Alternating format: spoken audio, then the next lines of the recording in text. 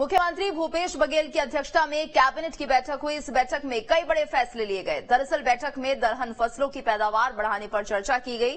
साथ ही फसल के समर्थन मूल्य पर खरीदी को लेकर भी मंथन हुआ। वहीं छत्तीसगढ़ राज्य में इलेक्ट्रिक वाहनों को बढ़ावा देने के लिए नेशनल स्टेट हाईवे पर चार्जिंग प्वाइंट राज्य सरकार उपलब्ध कराएगी। निवास प्रमाण पत्र प्राप्त करने की शिकायतों पर प्रावधानों में संशोधन किया गया है। पहली, चौथी और 5वीं कक्षा पास करने वालों को भी कंडिका में शामिल किया जाएगा। साथ ही इस बैठक में कई और बड़े फैसले भी लिए गए, जिसकी जानकारी बैठक के बाद कैबिनेट मंत्री रविंद्र चौबे ने दी।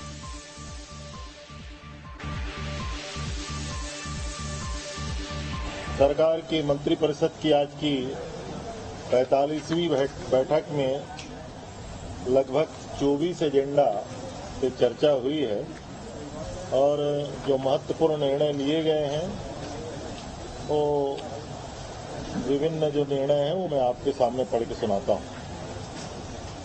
सबसे पहले राज्य सरकार के द्वारा राज्य में दलहन फसलों की पैदावार बढ़ाने के तहत इसी वर्ष खरीफ से समर्थन मूल्य पर हम अरहर की खरीदी करेंगे, उड़द की खरीदी करेंगे और मूंग का मिनिमम सपोर्ट प्राइस पर खरीदी करने का आज निर्णय लिया गया।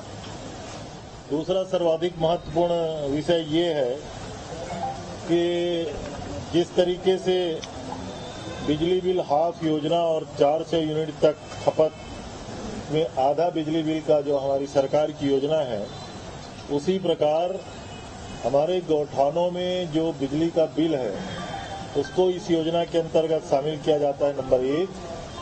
और गौठानों में स्थापित होने वाले रूरल इंडस्ट्रियल पार्क, जो हम अन्य गतिविधि संचालित करने के लिए ग्रामीण औद्योगिक पार्क बनाने जा रहे हैं। मुख्यमंत्री भूपेश बघेल ने गौधन न्याय योजना के हितग्राहियों को राशि वितरण की। राज्य डेयरी उद्यमिता विकास योजना के अंतर्गत स्वयं सहायता समूह को यह अनुदान दिया गया। इस दौरान सीएम भूपेश बघेल ने बताया कि गौठानों से जुड़ी महिला समूह को अब तक 72.19 करोड़ की आय हो चुकी है। बदलाव की उम्मीद हम लोगों ने की थी, आज गांव-गांव में वह बदलाव नजर आ रहा है। गांव के साथ साथ अब हमारे गौठान भी स्वावलंबी हो रहे हैं। बीते 1 वर्ष के दौरान निर्मित गौठानों की संख्या में 44% की वृद्धि हुई है। गोधन न्याय योजना से लाभान्वित पशुपालकों की संख्या में 24% की वृद्धि हुई है और 1 साल पहले वर्ष 2021 में हमने 16 जून से 30 जून की अवधि में गोबर क्रय राशि के रूप में 48 लाख रुपए का वितरण किया था, जबकि इस साल इसी अवधि में 3 करोड़ 69 लाख रुपए की राशि का वितरण किया है।